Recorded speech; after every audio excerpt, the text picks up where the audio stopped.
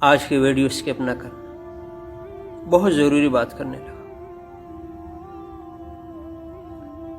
آج کا مسلمان اتنا بے حیا بن گیا ہے، اس نے کافروں کو پیچھے چھوڑ دیا بے حیائی۔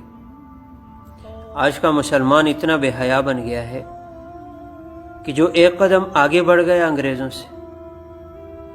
ہاں، میں بات کرنے لگا 14 اگست کو جو مینار پاکستان میں واقعہ پیش آیا، اسی کی بات کرنے لگا۔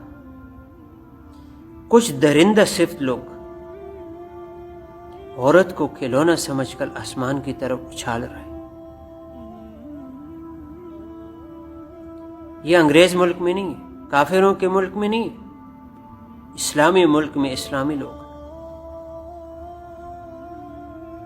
لیکن ایسے واقعات کیوں پیش آتے؟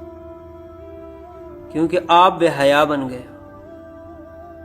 آپ آج کی عورت بھی بے حیا، آج کا مرد بھی بے حیا بن گیا۔ آج کی عورت غیروں کے ہجوم میں گھس جاتی ہے کہ میرے ساتھ ویڈیو بناؤ تاکہ میں فیمس ہو جاؤں۔ استغفر اللہ، میں فیمس ہو جاؤں، اپنی عزت کی پرواہ نہیں۔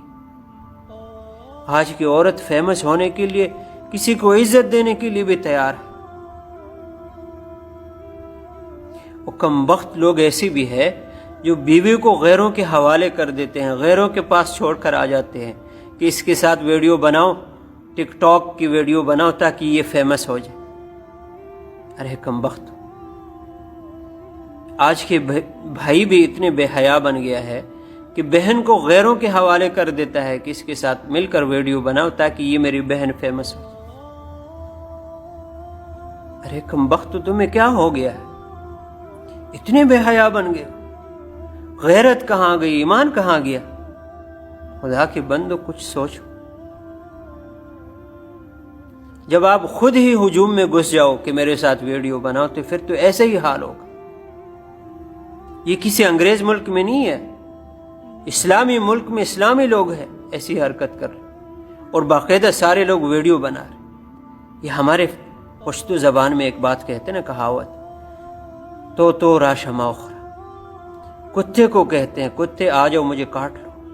جب آپ خود ہی دعوت دو گے، خود ہی بے حیا بن کر غیروں کے ساتھ ویڈیو بناؤ گے بے حیائی کی، تو پھر تو عزت کا جنازہ ہی نکلے گا۔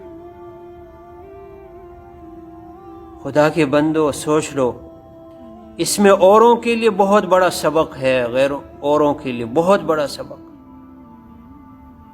جو بچ گئے ہیں نا ایسی حرکتوں سے، ان کے لیے سبق۔